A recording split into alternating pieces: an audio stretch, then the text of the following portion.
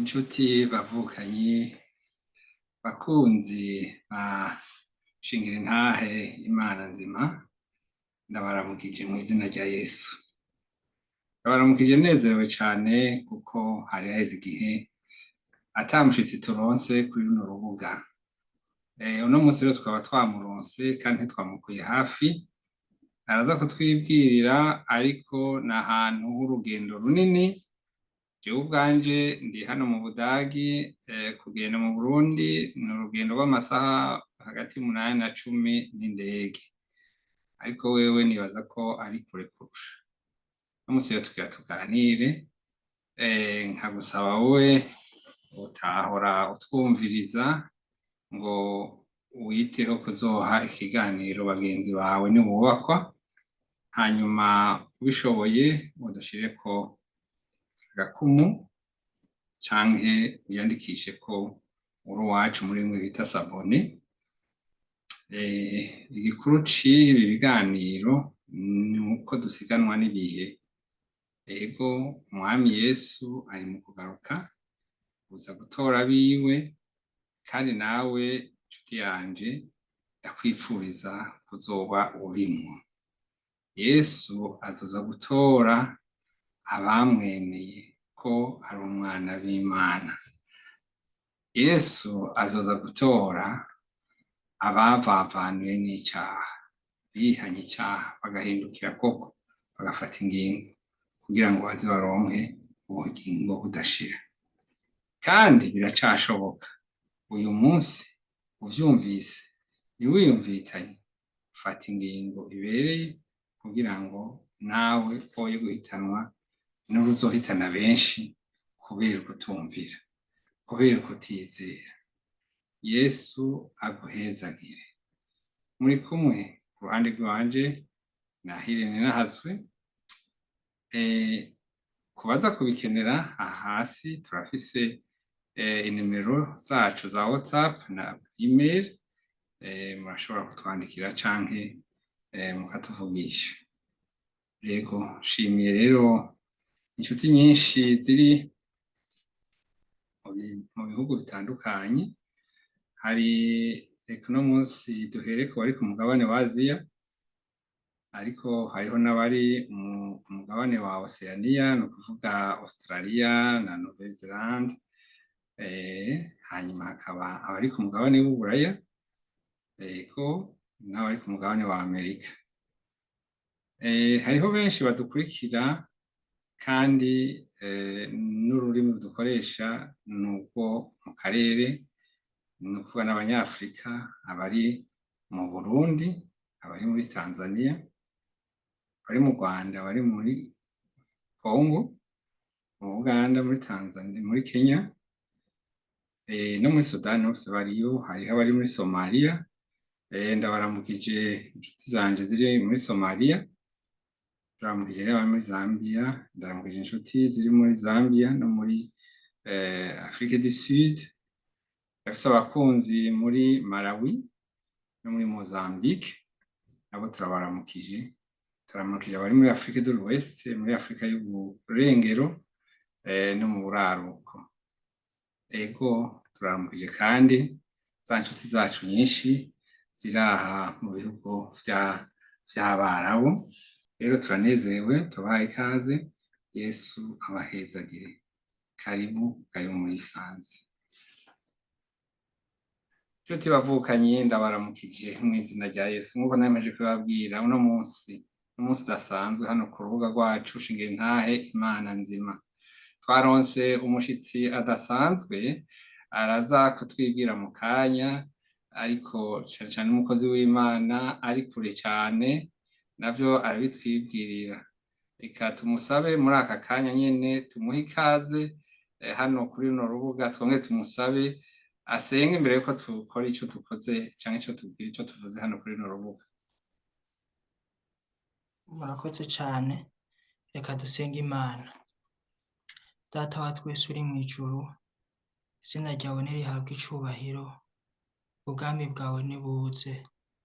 Turagushimiye uyu munsi udasanzwe uduhaye, utwongera kandi karyo ko kugukorera, kugira ngo twongere tuvuge ubutumwa bwiza, dukore ico watujeje, nyuma yo gutanga isezerano n'ibwirizwa ku ntumwa ko bakwiye kubanza kurindira i Yerusalemu, wavuze ngo tuzohabwa ubushobozi kugira ngo tugushingire intahe. None rero naha dukoraniye kugira ngo tugushingire intahe, turaguhamagaye ngo ubane natwe, turasavye ngo amaraso yawe atweze, adutunganye, kuko wavuze ngo ibishinga intahe ni bitatu: amaraso harimwo n'amazi. None rero amaraso yawe atweze, adutunganye kugira ngo tugushingire intahe, hanyuma ubane natwe. Dusengeye iki kiganiro, ubane natwe, dusengeye ivyuma tugiye gukoresha, turasengeye n'abagiye kudukurikirana kugira ngo vyose bigende neza. Duhaye ubutatu butagatifu, kaze Mana udushoboze, turabashumba b'imburakimazi, ariko turi kumwe nawe vyose birashoboka. Tubigusavye mw'izina rya Yesu Kristo, amen. amen. Ngira ngo nabo bariko barakurikirana hamwe natwe barabona amazina, hariho Justin Mbiriko, hari Irene Nahazwe. Aha turi abantu barutanya imyaka ngira ngo ya generation. Uyu ni mu bana bacu, ngana n'abana bacu, kandi turamunezerewe cyane. Yarumvise ijambo ry'Imana. Wo twibwira muri make, nagira ndabibutse yuko Justin ari ubugira kabiri ashika hano kuri runo rubuga, mbere n'ubugira gatatu. Muravye amavideo yacu ya kera muzomubonamwo. Ico gihe yavugira mu Burundi, wavugira mu yindi si canke mu kindi kirere. Karibu.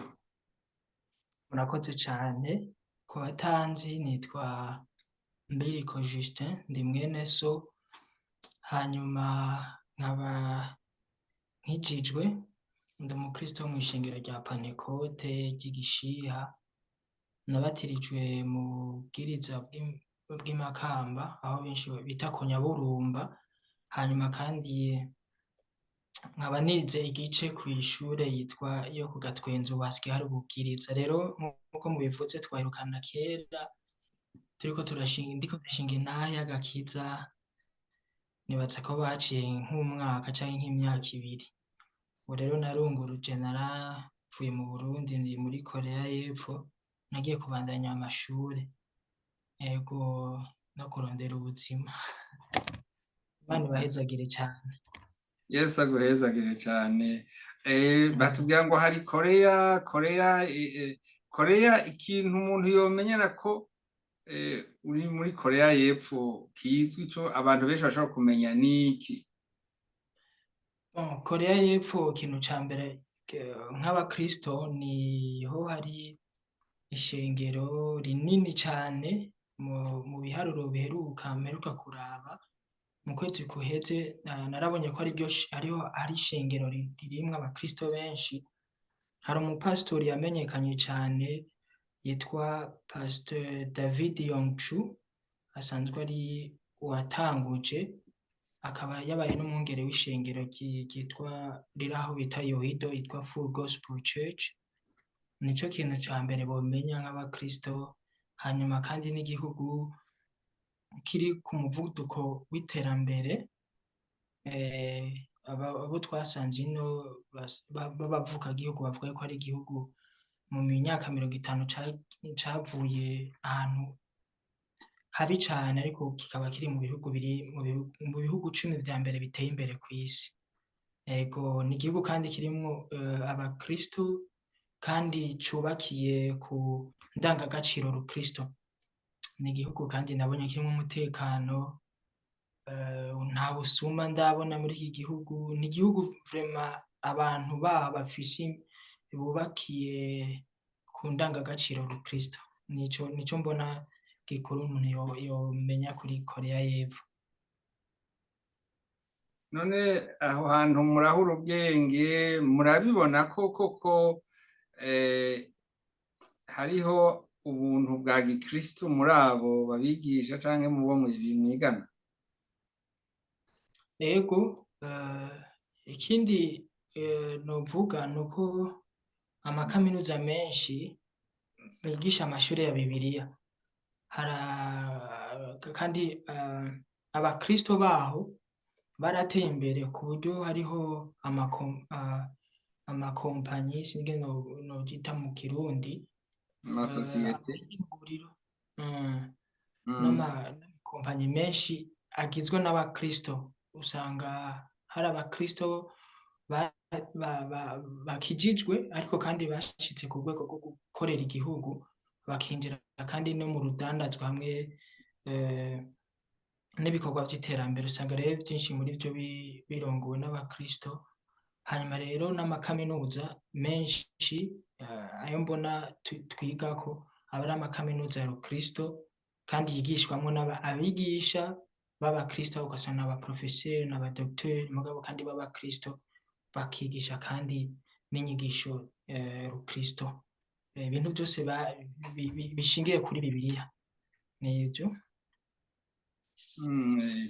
urakoze cyane. Mbere yuko tuja ku catuzindukanye ngaha kajambo watuzaniye, none aho wiga nawe ivya Bibiliya canke wiga ikindi kintu? Ego niga kw'ishure ya teoloji, hama kandi niga ivya Bibiliya, niko ngira mu master muri psychology and counseling, ni ukuvuga kumviriza n'ibijanye na psychology mugabo urukristo. Ni amashuri ategura abarongozi b'abakozi b'Imana mugabo batahura cane imitekerereze n'ivyiyumviro ku bakristo, kuko ayandi izindi psychology usanga biga hirya no hino twebwe baba bazifata nk'ari ivyo nokwita secular psychology. Ni psychology, ni imitekerereze n'ivyiyumviro ngira niko novyita, mugabo ugasanga biravanze harimwo n'ivya gipagani. Rero amashuri niga kw'ishuri ya Bibiliya ya teoloji, ariko jewe ndi muri ico novuga ati ndabuze ingene ndabishira mu Kirundi, ariko nivyo niga. Twiga gufasha abantu, kumviriza abakristo, kubafasha abakristo, ukamenya ikibazo umuntu afise, ukamenya niba cari ikibazo c'abadayimoni canke ari ikibazo c'impwemu canke ari ikibazo bisaba ko aja kwa muganga, cane cane mu mitekerereze n'ivyiyumviro. Yesu abahezagire. Murakoze, muravyumvise. Bamwe bafashe imitima, hariho uzofasha abafasha imitima kugira ngo ibintu bavyumve neza, bashobore kumenya ingene bavyifatamwo bishimikije ijambo ry'Imana mu gihe c'ingorane. Kuko nivyo hari aho abantu dufate nk'akarorero, nk'abantu bafatwa nk'ibintu nk'intandara, hanyuma bamwe bakibaza bati izi ntandara n'abadayimoni nta gukeka. Ariko uye mu byo yiga azomenya gutandukanya yuko uwo muntu koko ni ingwara arwaye canke ingwara isanzwe canke ni ingwara ivuye kuri iyo myuka mibi. Nibaza ko nivyo. Ego nivyo. Nk'akarorero pasiteri ndibuka igihe kimwe narigeze gufatwa nari ngwaye malariya, hama rero ndafata imiti, hanyuma iyo miti iramerera nabi. Jewe rero nk'umwana yari yareresheje ijambo ry'Imana, ntangura kumva umunwa umengo ugomba gukebana. Hanyuma urabona hari igihe ufata imiti hama ikazana izindi ngaruka, ivyo bita effet secondaire, izindi ngaruka. Hanyuma nca ndagira ubwoba nti n'abadayimoni baba bamfashe, nca ndagenda ku rusengero, hama umukozi w'Imana aranyakira, aransengera kugira ngo abo badayimoni bamvemwo bariko baramfata bashaka gukebanya umunwa wanje, ariko vy'ukuri bwari ubwoba nari ngize. Hanyuma umukozi w'Imana aransengera biranka kumvamwo, niho rero yaca andungika ati nutahe dushishikare gusenga Imana biraza kugenda. Mu nyuma maze gushika muhira barantwara kwa muganga, baca barantera agashinge, ivyo bintu bica bibona ko guhera. Rero hari ibintu bimwe bimwe bibafata umuntu cyangwa ugasanga ni ikibazo kanaka yagize cyo mu muryango, ni ikibazo yagize canke ibintu bidatahuritse, hanyuma akitura umukozi w'Imana, hanyuma rero kubwo kutamenya neza impamvu niyo vyavuye ibintu tukabishira ibintu ku badayimoni, ariko vyari ibintu vyasaba vy'ukuri ko ategerezwa kugwara, gutandukanya ibisazi canke ingwara yo mu mutwe hamwe n'ingwara n'ibitero vy'abadayimoni. Umuntu agasanga yarwaye abadayimoni, kuko umuntu ashobora kugwara ingwara yo mu mutwe akagira ibimenyetso nk'ivy'umuntu yarwaye abadayimoni, kuko kenshi tumenyereye abantu barwaye abadayimoni bamera nk'abasazi, ariko umuntu ashobora kugwara ingwara yo mu mutwe atagwaye abadayimoni. Nivyo rero cane cane twiga kubitandukanya, kuko basanze hari n'igihe nk'umukristo ashobora kugira ikibazo, ugasanga ikibazo co mw'ishengero canke ibikomere yoba yarakuranye, hanyuma ugasanga yituye abo bita abapisikologe, abantu bamwumviriza mugabo atari abakristo, bagaca bamuha impanuro zitari iza gikristo. Ugasanga rimwe na rimwe barahinyika ivy'ijambo ry'Imana, baranamukura mu kibanza co kwizera kuko yatumbereye ikibanza kitari ico. Yari umukristo, hanyuma yituye umuntu w'umuganga atari umukristo, amuvura ivyiyumviro vyiwe canke mu bikomere afise, hama inyishu amuhaye kuko bari nk'umuganga, agaca amurongorera mu bimukura mu kwizera. Nivyo rero kugira ngo abakristo canke abakozi b'Imana canke abarongozi b'ishengero bashobore kumenya gufasha abo barongoye mu buryo bwose. Nivyo, Imana ibahe umugisha. Murakoze, Yesu abahezagire. Ego tutarandiye, karibu mudufundurire agaseke mwatuzaniye, turakarindiye rwose, nubwo umwanya atari muremure, ariko ndazi ko bikeyi tugenda tuvyumvise, kandi twemeye nuko n'ikindi gihe tuzofata kandi kanya n'ikiganiro kitahera kugira ngo muze mubandanirize. Yego, murakoze cane. Bwa mbere ndararamukije inshuti zanje, bene data twakoranye ibikorwa vy'Imana nk'ibi mu Burundi, abo twaririmbanye muri korale, abakozi b'Imana bandeze, bidakunda uyu munsi ko tuba turi kumwe ngo dusangire ijambo ry'Imana, ariko ndazi ko muri uyu mwanya bashobora kuba bariko baranyumviriza canke bariko barakurikirana iki kiganiro. Intasho zanje zibagereho, ndababwira ko ndabakumbuye, kandi Imana niyabikora ikindi gihe tuzobonana. Ndakumbuye urwaruka twakoranye amadesante tuva i Bujumbura tukagenda mu bikorane bitandukanye mu gihugu hagati. Ndakumbuye ivyo bihe, nabo nyene ndabakumbuye. Abashobora kuba bariko barankurikirana, ndabaramukije cane, intasho zanje zibagireho, Imana ibahe umugisha. Hanyuma rero naranezerewe, pasiteri amaze kumbwira ko tuzokora ikiganiro, niyumvira ico nzoganira na bene data. Hanyuma rero maze gusenga no gusoma ijambo ry'Imana, hari amajambo numvise ko twoganira mu icete ca mbere Pawulo yandikiye ab'Ikorinto mu gice ca 5. Amajambo atari make turaza kuyavugana, umwanya niwadukundira turaza guheraheza iki kiganiro, kumbure ikiganiro kiza guhera twayahejeje, ariko nibitakunda tuzobishishikara. Dusome rero ijambo ry'Imana mu izina rya Yesu. Dusome icete Pawulo yandikiye ab'Ikorinto, icete ca mbere Pawulo yandikiye ab'Ikorinto, igice ca 5, duhere ku murongo wa mbere. Turasoma mu izina rya Yesu Kristo. Havuga ngo ubusambanyi bw'ishano, yo n'indanzi y'amajambo ivuga ngo ubusambanyi bw'ishano bwabaye mu ishengero ry'i Korinto. Kuva ku murongo wa mbere niho duhera.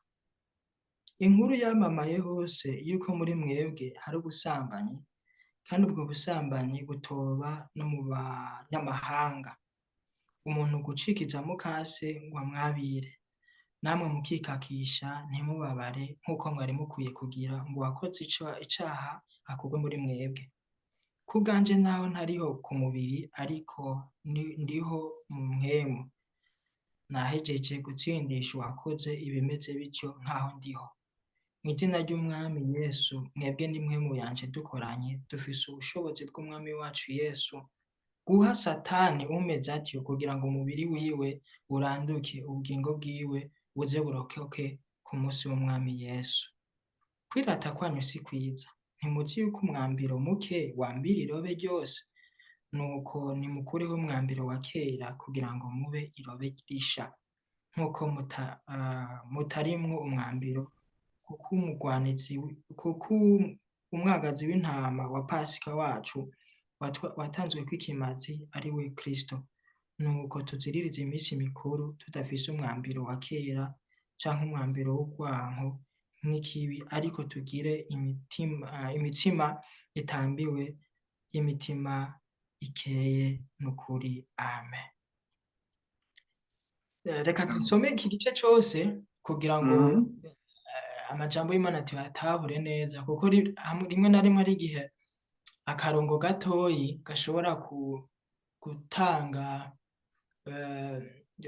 kuzazanirwa, ariko iyo ushobore gusoma igice cose ukamenya icatumye iryo jambo canke uwo murongo wandikwa canke ico cete candikwa, biratanga insiguro ikwiye kugira ngo ushobore gutahura neza ico aya majambo y'Imana yari agamije n'ico ashaka kuvuga. Reka tubandanye narengeze ku murongo w'8, dushishikare dushike ku murongo wa 13. Havuga ngo ku murongo w'9, nabandikiye muri ca cete ko mutivanga n'abasambanyi, ariko sinavuga abasambanyi bo mu b'iyi si, canke abifuza, canke abanyazi, canke abasenga ibigirwamana, kuko iyo biba bityo mwari mukwiye kuva mw'isi. Ariko burya nabandikiye ko mutivanga n'uwitwa mwene data, namba ari umusambanyi, canke uwifuza, canke usenga ibigirwamana, canke utukana, canke uboregwa, canke umunyazi. Umeze atyo no gusangira ntimugasane nawe. Nkuriye hehe no gucira urubanza abo hanze? Mbega si mwebwe mucira urubanza abo muri mwebwe? Ariko abo hanze Imana niyo izobacira urubanza. Nimukureho umwambiro wa kera. Havuga ngo ariko abo hanze Imana niyo izobacira urubanza. Nimukure umunyakibi muri mwebwe. Imana idufashe cane. Numva nobanza gusubira gusenga Imana kandi kubw'aya majambo y'Imana tugiye gusangira. Mana, ndagushimiye aka karyo wongeye kumpa. None rero ndasengeye amajambo yawe ngo agende ibirometero birebire. Ndi umushumba w'imburakimazi ntaco maze, ariko wewe wavuze ngo amajambo ntaco amaze, ariko ngo impwemu niyo ifise ico imaze. None rero Mana, impwemu wawe ashigikire amajambo agenda ibirometero birebire mu mitima y'abagiye kumva aya majambo, abagira ico abasigiye, nanje ngiye kuyigisha agira ico ansigiye, agira ico amfashije. Mana, Pawulo niwe yabwiye Timoteyo ngo uzokwikizanya n'abakumva. None hamwe n'abanyumva udukize twese kubw'aya majambo, tubisavye mu izina rya Yesu Kristo. Amen. Amen. Ego. Amajambo y'Imana rero tugiye gusangira nayise ikimazi ca discipline. Discipline twoyivuga gute mu Kirundi ka Pasiteri? Ni indero. Kera bavuga ngo umuntu ngo yaronse amanota mabi mu ndero, kwaba ari kutigenza, kudakurikiza ivyagenywe, vyategetswe n'ishure canke n'ikigo. Ego. Dufate ko twavuga ati ikimazi co kugira gushira c'indero mw'ishengero ry'Imana canke Yego, twokivuga gutyo. Ego. Aya majambo y'Imana rero indanzi yayo bavuga ati ni ikimazi canke umugisha canke akamaro k'indero mw'ishengero ry'Imana. Turiko turasoma aya majambo y'Imana, tugerageje gusoma twumvise ibintu vy'ivyaha vyabaye mw'ishengero ry'i Korinto. Hanyuma Pawulo yariko arababwira amajambo y'Imana atandukanye. Iki cete yakibandikiye agerageza kubatandukaniriza hagati y'abanyakibi bo mw'isi hamwe n'abanyakibi bo mw'ishengero ry'Imana. Yatubwiye ngo abantu ku murongo w'icenda ati muri ca cete sinababuza kutivanga n'abasambanyi bo mw'iyi si, ati kuko iyo bimera gutyo muba mwaravuye mw'isi. Mugabo aca aravuga ko abatandukanije n'abandi basambanyi bari mw'ishengero ry'Imana. Aravuga ku bintu vyo guca imanza, aravuga vyo guca imanza ku bantu bari mw'isi, yongera aratandukanya kandi guca imanza ku bantu bari mw'ishengero ry'Imana. Nibi rero tugiye kuvugana indero canke inyifato nziza mw'ishengero ry'Imana kugira ngo dushobore gukora neza igikorwa ca Kristo, kandi ngo igikorwa ca Kristo gishishikare kuja imbere. Izina rya Yesu Kristo rishishikare kwamamara, ubutumwa bwiza bugere kure hatagize icoza kibwonona. Yesu nabahezagire cane. Rero Pawulo arabandikira amajambo y'Imana ikicete, bigaragara ko izi nkuru Pawulo ashobora kuba yazanditse ari mw'ibohero. Sindabizi neza, sinafatiye umwanya wo kugira ubushakashatsi ngo menye n'iryari yoba yaranditse ikicete, ko vyoba biri mu vyete yanditse mu gihe yoba yari mw'ibohero. Ariko biragaragara ko izi nkuru Pawulo yabandikiye yari yazibwiwe n'abo kwa Kirowa. Usomye muri iki cete nyene mu gice ca mbere urabona Pawulo ababwira ati kuko mbwiwe ivyanyu bavukanyi n'abo kwa Kirowa, niwe yabazaniye izo nkuru arazibamenyesha. Rero ariko arabandikira, usomye neza iki cete urabona ko hariho ibintu vyari bihari mw'ishengero ry'Imana ry'i Korinto bifitaniye isano rinini n'ibiri mw'ishengero ry'iki gihe. Icambere usomye aya majambo y'Imana urabona ko Pawulo yababwira ko hoba hariho ibice. Naha dusoma avuga ngo ati kuko numvise ko muri mwebwe hari imivurungano, bamwe bakavuga ngo turabo kwa Pawulo, abandi ati je ndi uwo kwa Apolo, uwundi ati je ndi uwo kwa Kefa. Birumvikana ko muri iri shengero harimwo ibintu vy'ibice bifatanye na fanatisme, bifatanye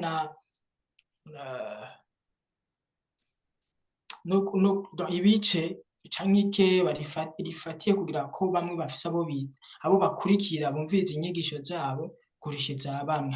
Ryari ishengero rero ryarimwo ibice.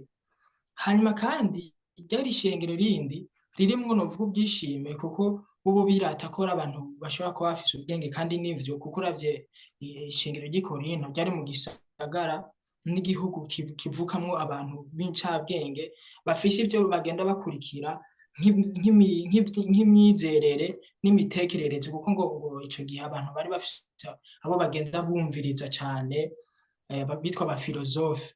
Ugasanga umuntu avuga ati jewe numviriza, nsoma ibitabo vya naka, numviriza ba naka, nkora ivya ba naka, bigatuma rero habamwo ibintu vyose bari bakeneye ko biba ari ibintu bifise ubwenge. Pawulo ariko arabandikira arababwira igihe naje iwanyu sinaje ndagakura mu vy'ubwenge, ariko naje nigisha Kristo, nkababwira kandi amajambo yanje akabonekamwo ubushobozi bwa Mpwemu Yera. Ari navyo dukeneye mw'iki gihe cacu, dukeneye amajambo y'ubugingo agaragaramwo Mpwemu Yera, ntidukeneye cane ibiza bitwemeza vy'ubwenge. Rero nariko ndavuga nti ishengero ry'i Korinto ryari rirafitaniye isano cane n'ishengero ry'iki gihe. Ishengero ririko rirakuramwo abantu bize, biratandukanye cane n'ivya kera. Ubu dufise ishengero ririmwo abantu bize, abantu bumviriza abantu batandukanye hirya no hino kuri YouTube, bumviriza basoma ibitabo bitandukanye, bafise inyigisho zitandukanye, bigatuma rero habaho gukengera inyigisho zimwe zimwe, kuko vyose bagomba kubishira mu bwenge na logique, mu bwenge n'ubusesanguzi.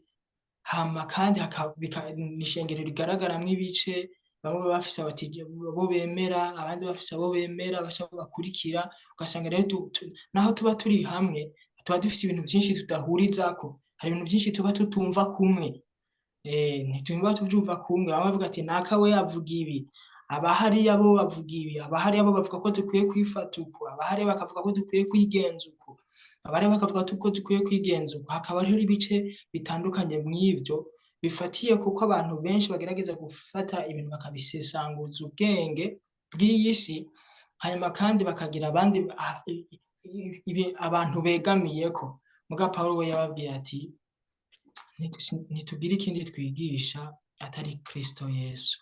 Rero birafitaniye isano n'ab'iki gihe. Rero ikindi naco ishengero ry'i Korinto ryari rifise, ryari ishengero ririmwo ingabire za mpwemu yera. Usomye iki gice gushika no iki cete gushika no gice ca 12 aravuga cane ku vyerekeye ingabire za mpwemu yera no kuvugishwa. Usomye mu gice ca 11 naho ukabona babuza kwifatanya n'abanyamahanga n'abatizera no gusangira n'ibigirwamana. Vyumvikana ko hashobora kuba hariho inyifato z'uko abantu bagaragara bakijijwe mu rusengero, hanyuma iyo basohotse mu rusengero bakongera kwifatanya n'abatizera, bakongera kuja gusangira, bagafungura kw'igaburo ryera, bakongera kuja gusangira n'ivyaterekeshejwe ibigirwamana. Ku mwanya umwe bakavuga mu ndimi zitamenyekana, bakuzuzwa mpwemu yera, mu wundi mwanya naho bagakora ivyaha. Bigatuma rero Pawulo abandikira ibi vyete vyo kubahanura, kuko izi nkuru wewe ashobora kuba yarazironse azikuye ku witwa azijaniwe nabo kwa Kiroba. Rero ikintu gitangaje ni muri iki gice ca 5 yabwiye ati noneho ubu rero hoho vyimonogoje, kuko muri mwebwe habonetse ubusambanyi butoboneka no mu bapagane no mu batizera. Ivyaha vyumvikanye muri mwebwe ntivyoboneka no mu batizera. Ati kuko muri mwebwe humvise ubusambanyi bw'agahoberabona. Dusomye amajambo y'Imana tubona ngo n'umuntu yoba yasambanye na mukase ko batabitahura, ashobora kuba yari umufasha wa se w'uwo muntu, hanyuma mugabo ntiyari mama wiwe. Peut-être ko ni nk'umuntu yoba yari afise umuvyeyi, hanyuma uwo muvyeyi yabuze nyina, hama abuze nyina wiwe, se azana uwundi mufasha. Hanyuma rero uwo wundi mufasha, uwo mw'ishengero ry'Imana aja ku ruhimbi, aja mw'igaburo ry'Imana, ashobora kuba ari no mu bikorwa vy'Imana, aca akora icaha c'agahomerabunwa, aca aryamana n'uwo mukase, n'uwo mufasha wa se wiwe. Ngo bica biramenyekana, birumvikana bati n'ukuri n'agahomerabunwa vyaramenyekanye ko twasomye ati mw'ishengero ry'abanaka wa muririmvyi, wa mukozi w'Imana yarakoze icaha, yakoze ibintu bitabaho. Ku marigara nivyo vyavugwa. Dufate nk'uburyo igihe nk'iki cacu bija kuri Facebook, bija kuri YouTube, bati kanaka yakoranye ivyaha vy'akahomerabunwa n'ibara, umukozi w'Imana naka asangiye umufasha na se. Ngo vyari ivyaha vy'akahomerabunwa. Pawulo amaze kuvyumva biramurengera, aca arabandikira icete. Umuvyeyi yabandikiye yarababwiye ati ndatangaye cane.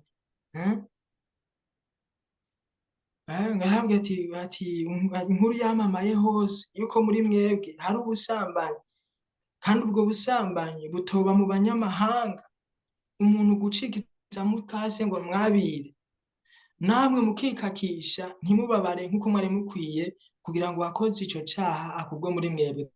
Ikintu cababaje Pawulo, yavuze ati namwe mukikakisha, namwe mukabifata ibintu bisanzwe, namwe mukavyeza.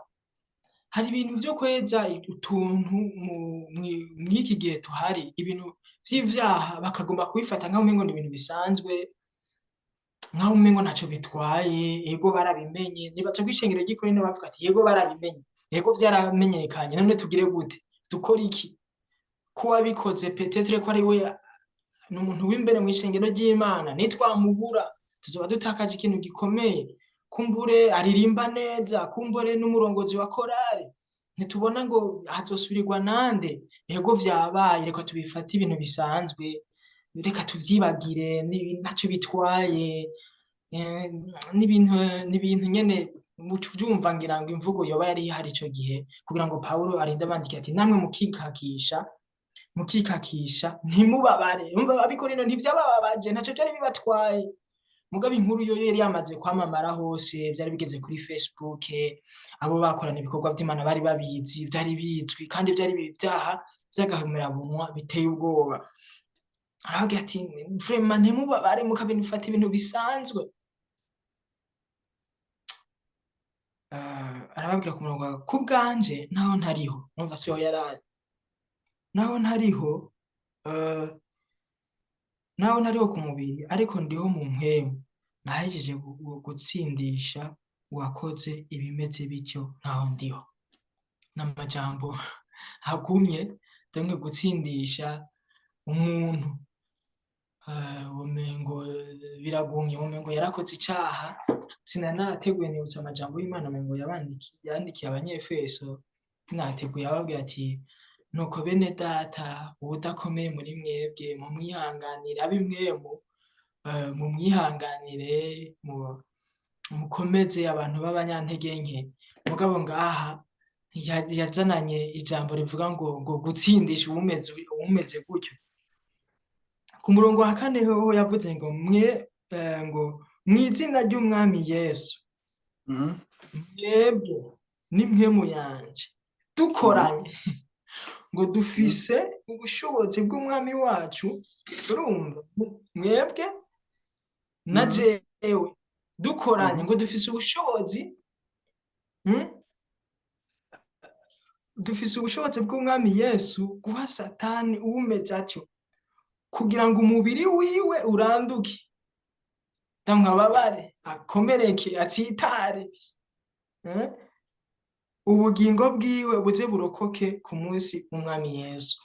Musanzwe teme ahanini iyi discipline mfise biragumye, mugabo ngo Pawulo yatubwiye ati kugira ngo dushobore gufasha iyo umuntu ageze kuri urwo rugezo, no kumubabaza, no kumukomeretsa, no kumuha ngo umubiri wiwe uranduke, mugabo intumbero ibe yo kugira ngo ashobore gukira, ubugingo bwe buze burokoke. Niyo biraremereye cyane, biraremeye gufata mwene data kumuha Satani. Nebeje mbega umuntu umuha Satani gute? Kugira ngo umubiri wiwe ubabaze, mbega azobabazwa gute? Bizogenda gute? Mukozi w'Imana, biragumye cyane. Uvuga ibintu nagomba kubaza, none umuntu wo muha Satani gute?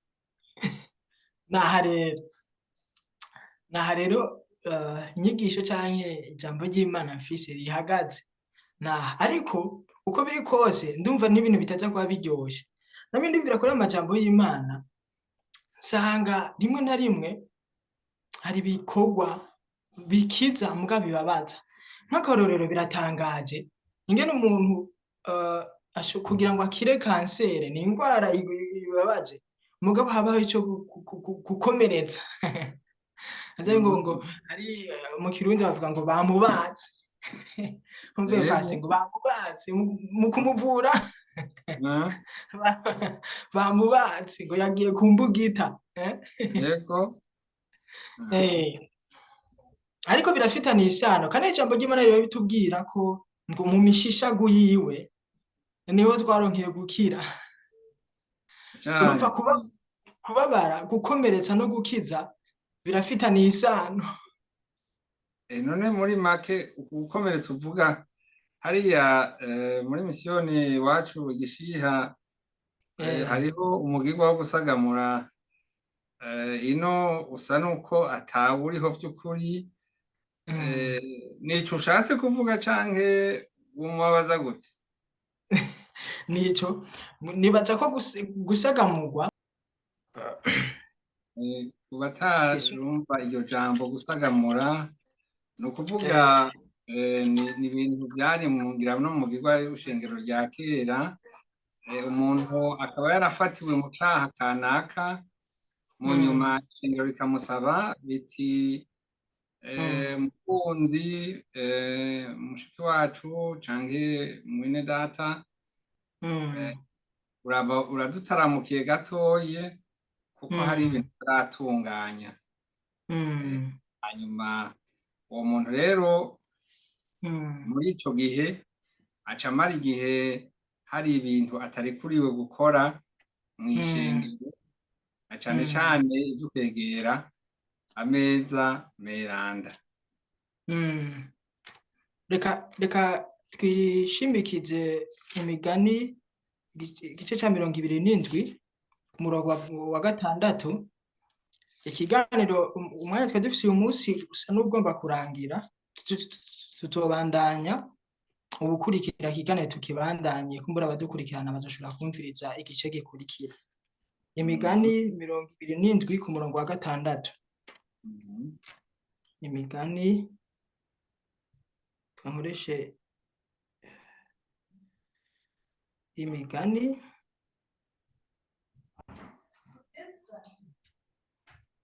igice ca 26 ku murongo wa 6 havuga gute? ngo gukubitwa n'umukunzi biba bitewe n'ukuri, ariko ugusomagura k'umwansi buba ari uburyarya. Ego, aya majambo y'Imana aratubwira ko gukubitwa n'umukunzi, Bibiliya y'icongereza yoyo nka King James ivuga ngo gukomeretswa, igikomere gitewe n'umukunzi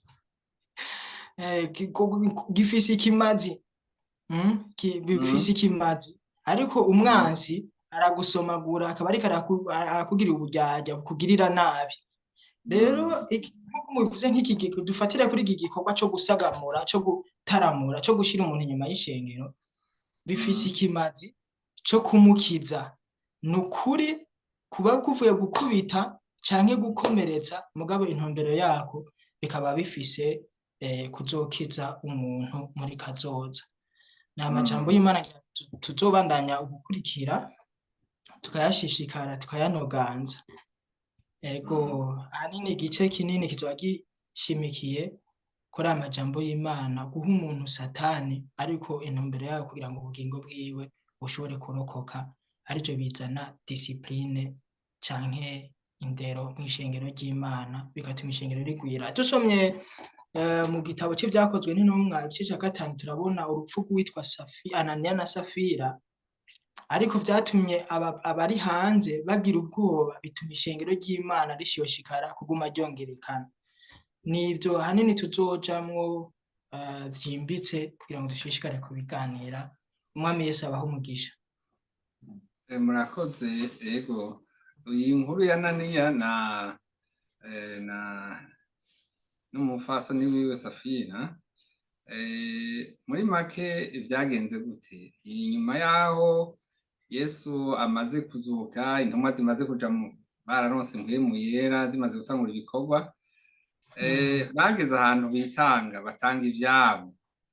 Ariko uyu mugabo Ananiya n'umufasoni wiwe hariho akantu bigumirije, kandi atariko bari babivuganye. Noneho umukozi w'Imana Petero abaza Ananiya yuko koko iryo tongo bari bagurishije ari ayo mahera bari baronse, aravyemera. Ariko hari ijambo umukozi w'Imana yavuze, Ananiya barapfuye, aja kumuhamba.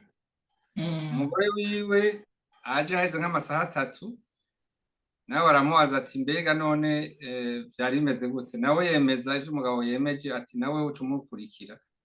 Aca arahwera, bose baja barahamba. Biranatangaje kuko ishengero ahubwo ryagumye rikomeye, abantu babonye gutinya Imana, ivyo biratangaje. Ariko n'ubu kubagiriwe ubuntu babona yuko ico gikorwa co gutaramura abantu mw'ishengero aba ari ciza ku bwabo nyene no kubw'ishengero. Nuko niko tubibona, kandi niko biri. Urakoze. Rero iyo kwari ukumuha indero, mugabo bivuga ntiyahaye indero abasigaye, kuko nibo basigaye barabibona, barabibamwo. Natwe iryo jambo umukozi w'Imana yatuzaniye turaririndiye cyane, ubutaha azoza aritubandaniza duherahereze.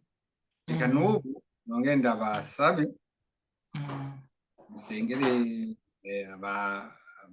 batwumvirije, kandi ego, kandi namwe tubifurije vyiza. Mwakoze. Yesu abahezagire. Muturamukirize abanyakoreya bose. Murakoze cyane, nanje ndabashimiye ku mwanya mwampaye. Ndabashimiye kandi no ku butumire, turizera ko n'ubutana bizogenda neza, nimwongera kandi kuduhamagara tuzobitaba. Imana ibahezagire. Reka dusenge Imana. Mwami Yesu, turagushimiye kuri uyu mwanya. None rero turasengeye amajambo y'Imana n'abayumvise, abo twasangiye inyigisho bose aho baherereye, ubahezagire kandi ushishikare kuduha kumenya ivyawe rwose. Uzoba ukoze Mana, nk'uko ishengero rya mbere ryabikora, ngo bashishikara kumanyagura umutima no gusenga, ngo bagasesangura mu vyanditswe. Nuko rero ushishikare kuduha gusesangura mu vyanditswe vyawe. Turasenga n'ikiganiro gikurikira ngo uzobane natwe, mpwemu wawe atuje imbere. Urakoze kuvyumvise, uhezagire abadukurikiye, uhezagire abateguye iki kiganiro, uhezagire n'abazocumviriza. Tubisavye mu izina rya Yesu Kristo, amen. Amen.